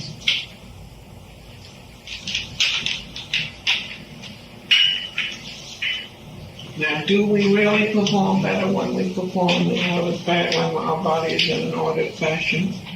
Or are we selling a bill of goods to the culture? It's not a bad bill of goods if that's what it is, but I would really like to know. Or is it that the orderliness of that body simply forms a suggestion to us? Just as I said to you before, the Victorians valued a good posture because it had the suggestion, it distributed around and about the suggestion that this individual was a member of the ruling classes, because nobody else ever stood straight. The ruling classes did because for the most part they were in the army. They were officers in the army.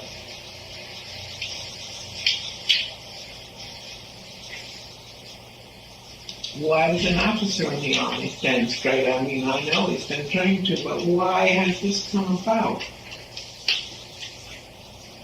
Why has this been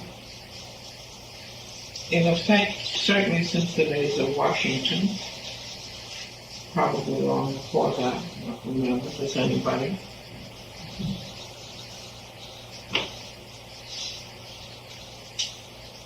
And why did they do it? What made them think that it was the thing to do? What made them think that if they did this with some of their men, they would get better results? Certainly they never went to the really tough job of straightening people's bodies or getting them to stand straight or sit straight and so forth, except as they thought that it was going to give them an advantage.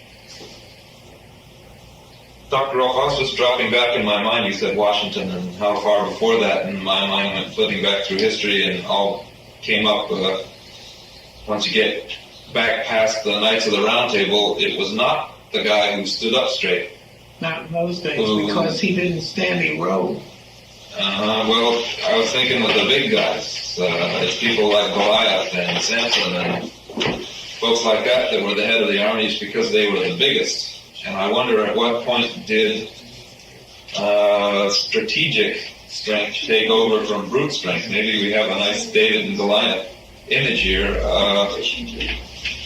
And at that point it became important that the officers stand up straight more than that they weigh 280 pounds and be built like a bull.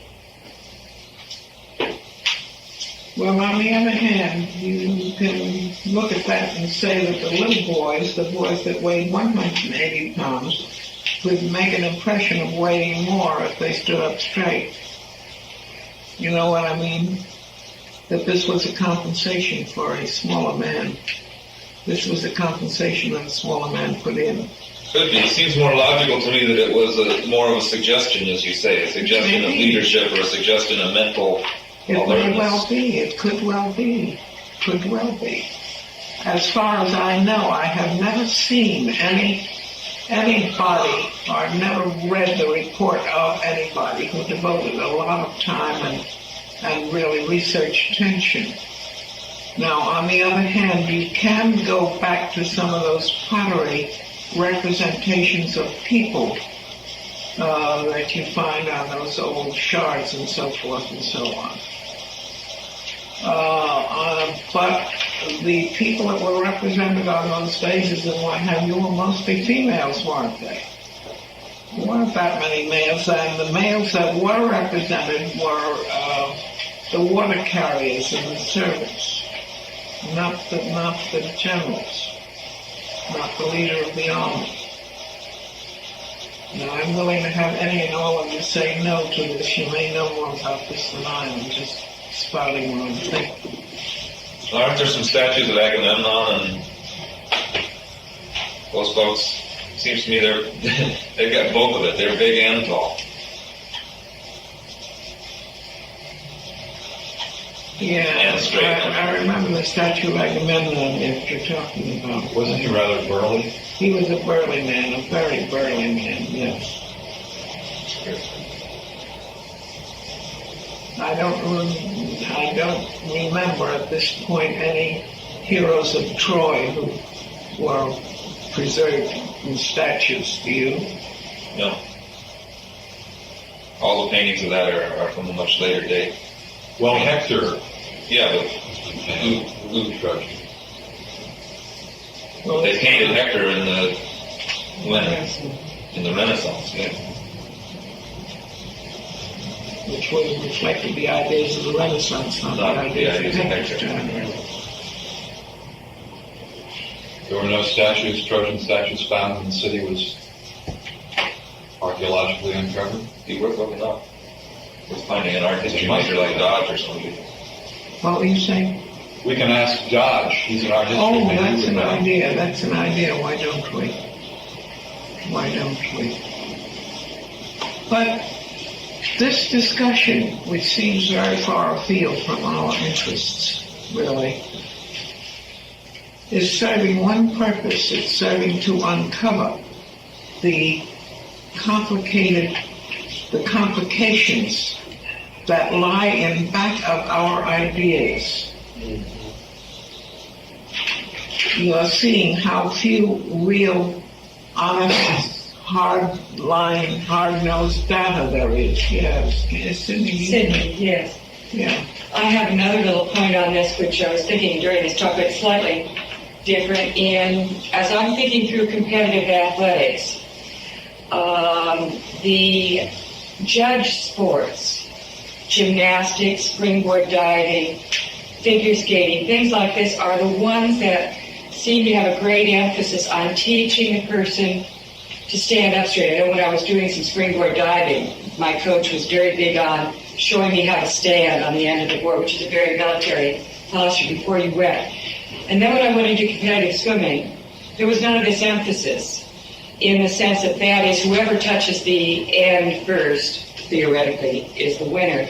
It's interesting to me, however, it is saying something about how in a judged sport, this image that we present and this whole idea of wanting to come up into this military posture, it's basically the fact that they're teaching that is making a statement that this is influencing the judges, that person who's really standing up straight is going to be performing better than the one that isn't standing up as straight.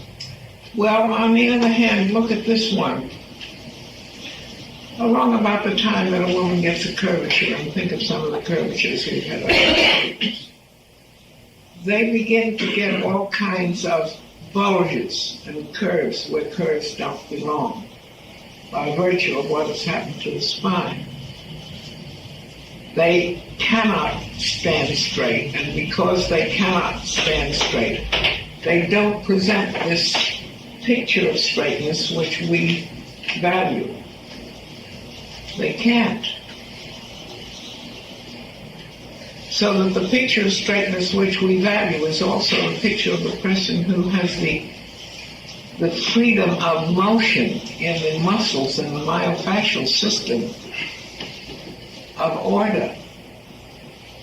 That's always been amazing to me in gymnastics, where they really want this balance and movement, but when they stand at the end of the thing, I've seen the worst swaybacks I've ever saw in my life. I mean, That's right. incredible. Except for Nadja Comaneci. She's the only one who returns back to a more or less balanced posture after she's through performing. Who is this?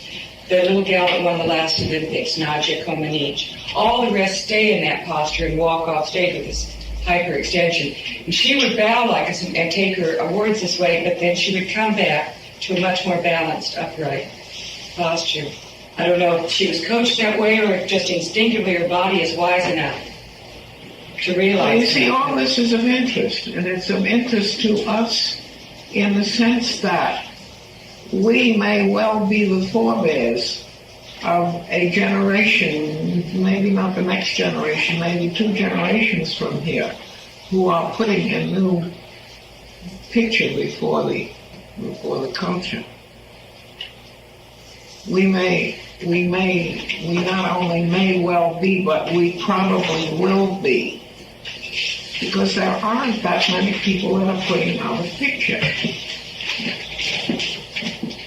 And it's interesting to reflect, as we are reflecting here now, why they're not putting out a picture. See, nobody really balances that myofascial system in terms of exercise, in terms of training. Nobody knows how to do it. Nobody sees that it's a goal.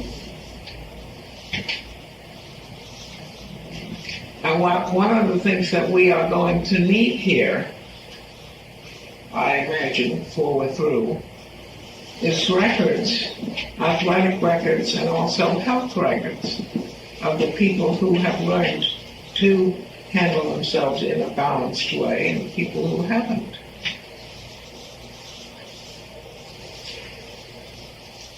Now, in the good old days, in quotes, there weren't that many people that stood straight. They couldn't really. The man who did the work on the farm is not able to stand straight somewhere along the line. He's had the kind of accident that makes it much too difficult for him to stand straight. The guy that doesn't work is the guy that can afford to put on some time onto his posture. You see, this also applies to training in the Army. But the man who's out on the farm working doesn't have the time to do that, even if he has the ambition to do that. But I don't see why he should, because it isn't apparent to him that this is an advantage to him. I understand that our current military posture came out of schools of biomechanics that were German schools of the when? Maybe you've heard me talking about this. Frederick the Great brought a Swedish teacher down to train his troops. And Frederick the Great looked at his army and saw that they looked like a rabble. And he had sense enough to realize that he was not creating the right suggestion. So he sent for this Swede, because up in Sweden there was a small school of posture that was applied to the army. And he sent for this guy, and he got him down there. And this guy really started putting posture into the army. And it was so darn uncomfortable that they got so mad that they did lick the French.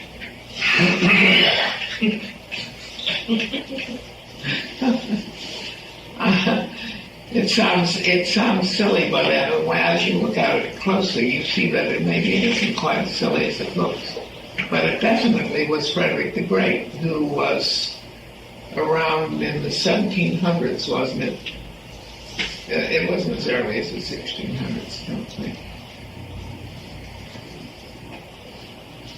And he was the man who, looking out and seeing all of these countrymen gathered together to form his army, was pretty well disgusted because they formed no picture. Because Frederick the Great obviously became Frederick the Great by virtue that of having had some brains in his head.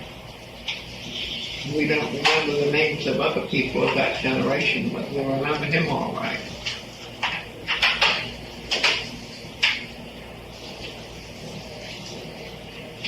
So that this is where and how all of these things that are slowly evolved in our culture.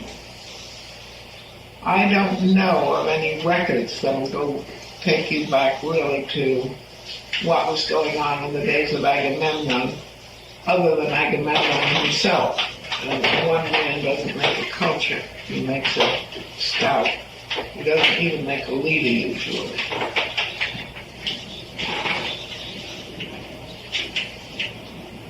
If you're 30 miles in front of your troops, you're not a leader, you're a scout.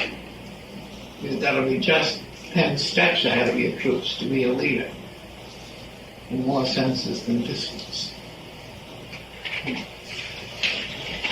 So that the leaders can't afford to be, well, you have this experience right in this generation.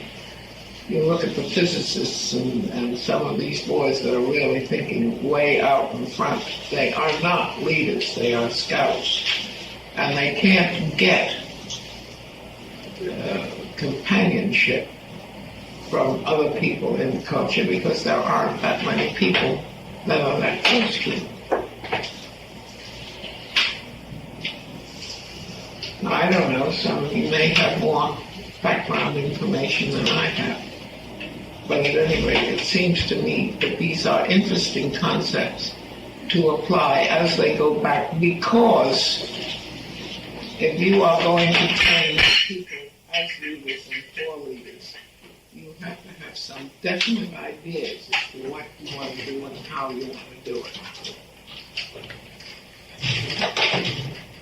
And I certainly am not one who hopes that you'll just be out there being a bunch of physical education teachers or something at this era level.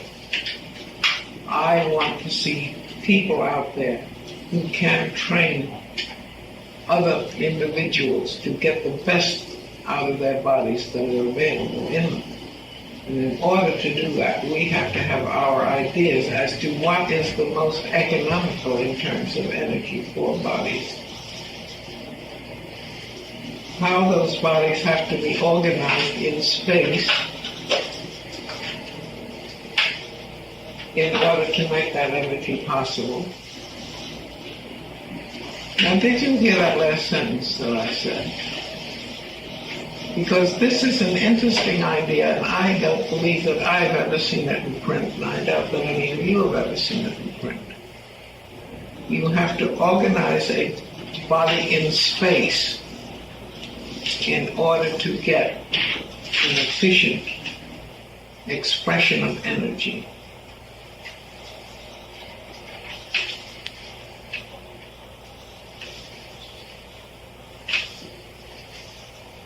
And as I indicated before, I don't know what energy is. You see how far ahead we're getting now.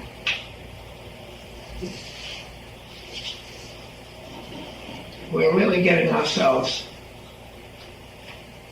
into very confusing levels of thinking.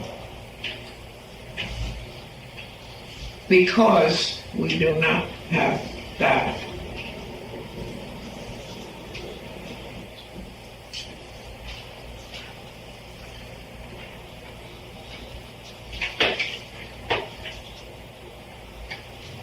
Anybody got some more ideas that they'd like to throw in here? Anybody got some suggestions as to where to go to look for how to proceed to get better data.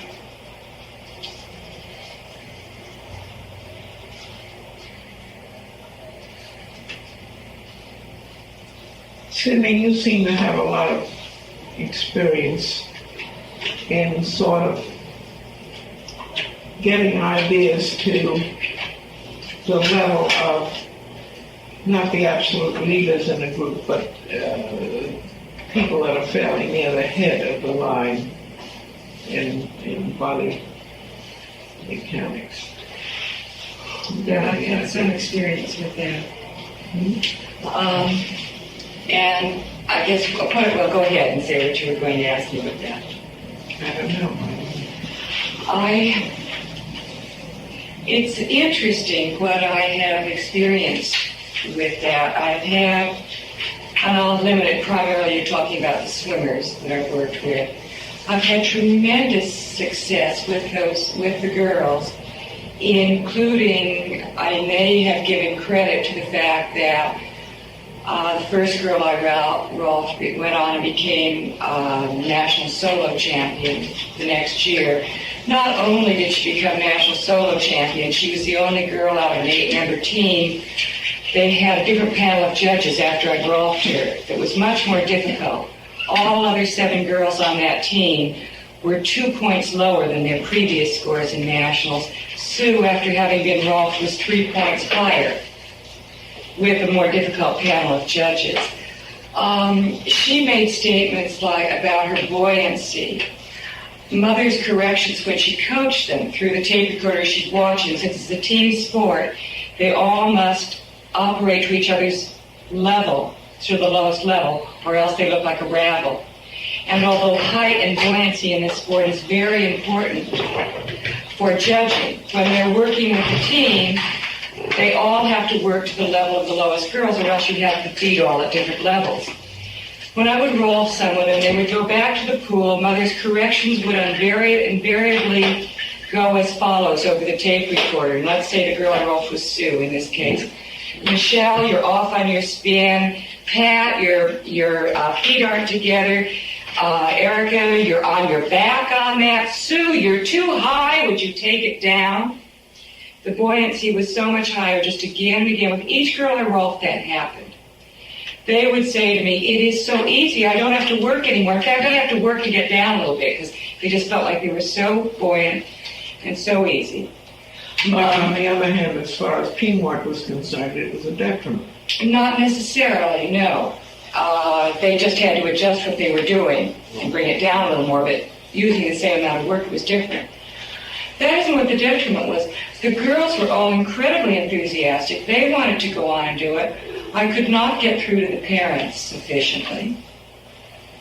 Parents were very upset with, they're already putting so much money into this. And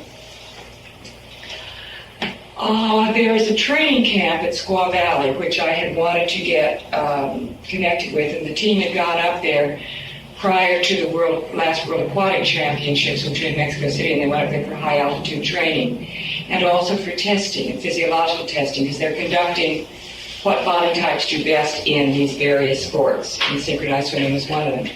And Gail, the head coach who replaced my mother, talked to the orthopedic surgeons up there about, they kept saying, well, your girls should do this. Yes, but what they really should do is all be rolled. And got an interchange going. Something came up about inviting me up there, and then it turned out that the woman who was put in charge of the synchronized swimming division, her daughter became a Touch for Health practitioner right about this time. So she went up, and they did that for their, instead of inviting me. So I don't know. I keep working on it. And don't See, the trouble is that most of these people, such as the ones that you're describing, they are really only interested in getting advantage for their individual team. That's right. For their individual people. They're not really interested in the abstractions of what you can do to make a better overall well-being, overall culture. Yeah. With the exception of the girls, the swimmers themselves whom I've rolled, even down to ages 17 and 18, are really now concerned with the well-being of human beings and of bodies within the sports, and not A lot of them really recognize this advantage, especially the ones that have gotten into physical problems because of poor structure. And they're really trying to counsel people and put some light on, look, don't let someone with a severe space sway back, do this kind of stretching and experience arching. deals with swimmers, though. Almost primarily. I've worked with some ballet dancers and a few in other sports, but my concentration is with swimmers. Anybody have any experience with another group? Rolfing some people that are with the Boston Ballet. Yeah, I used to do an awful lot of ballet work. I've done a lot of professional dancers. A long time back. I did with a professional basketball player, and his jumping improved tremendously. So he had to relearn how to shoot. See, what I don't understand is there are a lot of us around and where we have worked on a lot of people, but what we have failed to do, or what has not happened to us, is that these people came out in the front as leaders and said, the reason I'm good is because of this kind of training. Yes, but how many people that we work on who are not leaders? You know, it seems so often that the last thing that people want to give credit to anyhow is the Rolf process. I mean, something other than themselves. They want to feel that they're. Right, I get it. you see it over and over again based on everybody you work with. But if they go out and break their ankle, they'll. Yes. I worked with 2 tennis pros and 2 golf pros. And in all cases, they were all people who had become very disenchanted with their sport and were on the verge of quitting and at odds as to what else to do. And I think that's why they came to get Rolf, to sort of see if they could get some clarity in what they wanted to do other than the sport that they had chosen. And in all cases, they went back to the sport. And I thought that was kind of interesting, that they seemed to approach the sport differently or in a way that gave them more satisfaction after the Rolfing process. And they all said that. And in 2 cases, their game improved significantly, but that wasn't as important as the fact that their interest in their sport, their interest in the activity and the new possibilities, especially in terms of teaching, seemed to open up. Well, this is something that you people can afford to look at in terms of, do you want to work in it or don't you want to work in it? Because the field is vast and it is definite, it is secure. I mean, you know that if you're going to leaders in that field, you're going to improve their games. Of any of those games. We know that. It's an absolute certainty. We do know that, and that's why I believe that if we were in an Iron Curtain country, we would be put into their sports medicine training programs just like that. Whereas in this system, no. You're allowed to make your own mistakes, and you do. Yeah. But remember you were talking about the scouts and the leaders? Yeah. We're kind of, as carrying this analogy probably too far, if you're the scout that's way out there and we're kind of turning back towards the crowd that's behind us to communicate what you found, the first people that we run into are the scouts. And I think that with the few number of Rolfers and the few people that are being Rolfed, that we are by and large still working on the scouts.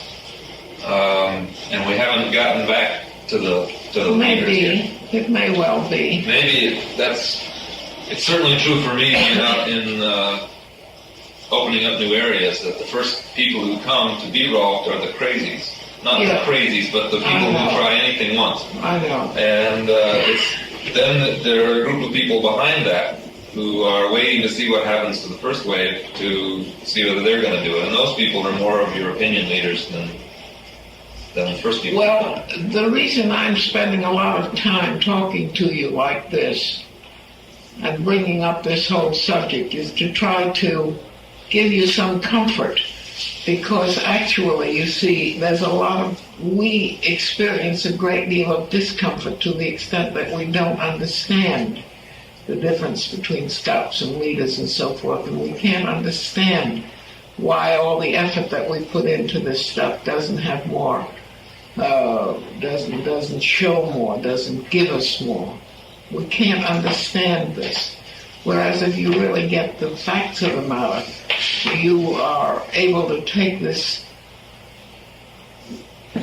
what would have been disenchantment at an earlier date and understand that it isn't really disenchantment, it's just the studying of the way things progress.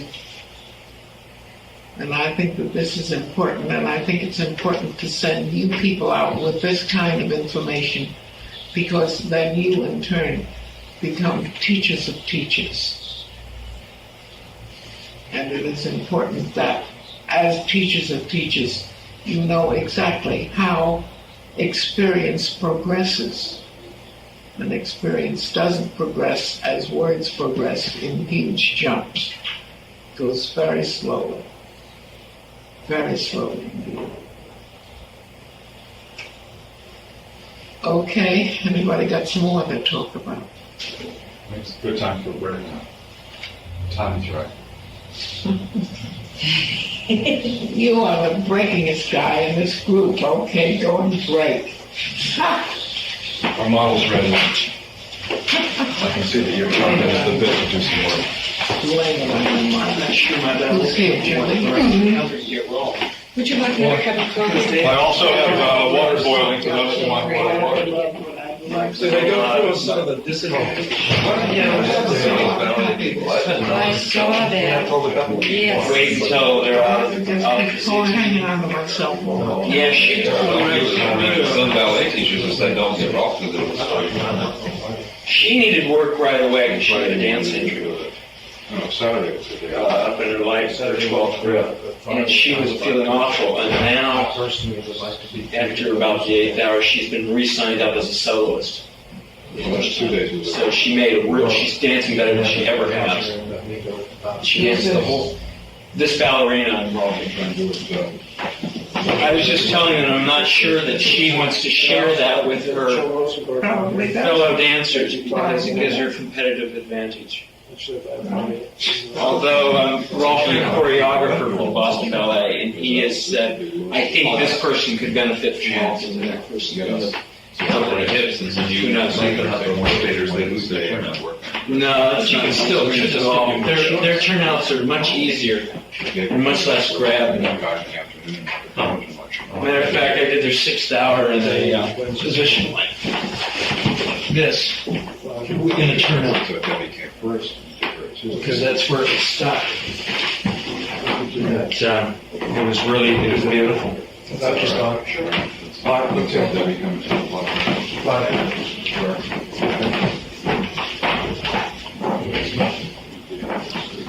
it I wanted to say about euphoric? We're out of firewood. We're out of firewood? Yeah, all they have are long logs that stick out too far. Maybe we can get some Did more. you take this up with DePork's the one, he knows. DePork? Yeah. What did he say? I don't know. I don't know if he's going to get more or not. Ask him. Hopefully the weather will turn. Hopefully not for the last 9 days. Yes. Would you like some coffee? I think Cindy is going to try to get me some. I think I could. I like Rolfing dancers. They feel the changes immediately. They are so sensitive, and they come back and are able to report exactly how it's different in their work and what's going on. And it's nice. I'm seeing this girl's body become much more intelligent and put itself back together. Well, this is what I'm trying to do with you people, you see, make you sufficiently conscious that you go out trying to get these people who are leaders in their own field so that it filters down through them. rather than just earning a living as robbers. Right. A living you can always earn as a robber. But this is what you need to do is to get the kind of people who will take the ideas that are in your head and spread them out where they'll do some good. To the people they can influence. You know.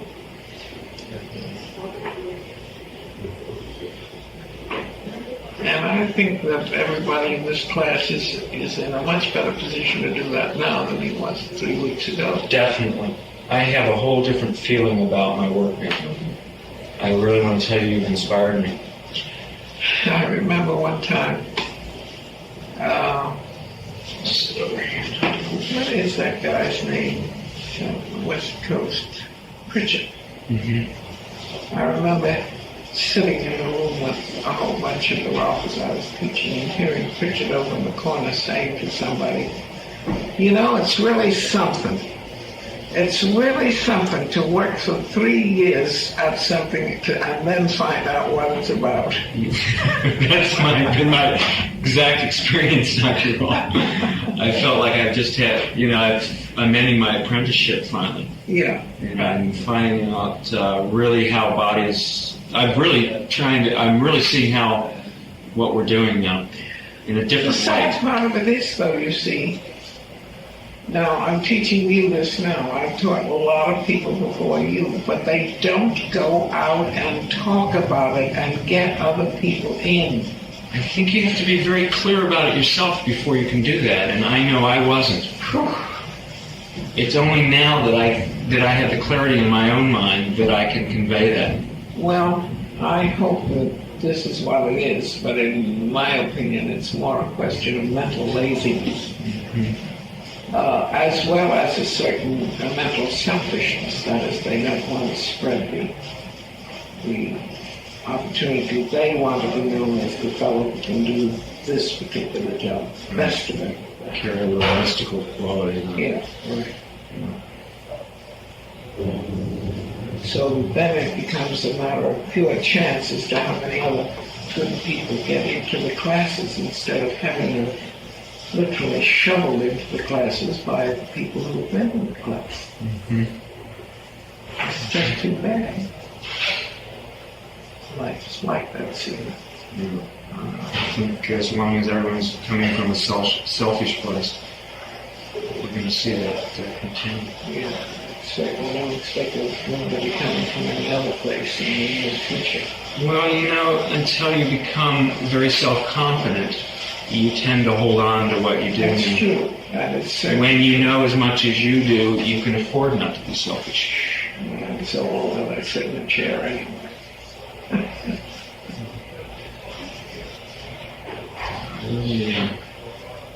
think it's really a level of confidence that we're talking about. Maybe. You say you're handing us 40 years of experience and we're struggling. I mean, you're not exactly handing it. You're putting it out there, but it's not that easy for us to absorb it. Well, why should I want to give you something that's too easy? Right. Well, it's not too easy is the point. This whole thing about bodies is rather complex. Yes, but you see what I'm talking about. Yes. You will become much better humans if you have to work hard and struggle and sweat with it. Definitely. Usually the things I've done in the past in my life were too easy for me to master or get a level of confidence. Dr. Rolfe, I sent the telegram to Maisie for her 2 birthdays. We wanted to do that today, so it goes So and I hope you specified that it was to be delivered tomorrow. Yeah, good girl. Okay. Good girl. Dr. Rolfe, I spent quite a bit of the day on Sunday looking at the charts and listening to the tape, and I would be very happy to talk to you. I have some clear ideas, and if you would like, I would very much. I would be very happy to talk with you about it. Just basically, I would say that the Institute chart is ridiculous. I mean, that's a totally non-functional chart of the Institute. There's no way that can work with the moon in its own sign, Cancer, in the 2nd house of money in its own personal possessions, unaspected. She has two mild aspects to that moon, but they are so wide that I wouldn't even consider them. The moon is basically unaspected. That's why we can't get it together with money as an institute. There are three separate pieces in there that have no relationship. So I think that the institute is set up in a very crazy manner. I totally agree with what she says about reforming. And have some ideas on timing with that also. In November, I ran long sections on November transits. And I'm giving Well, you you a lot of haven't ideas. said November to me.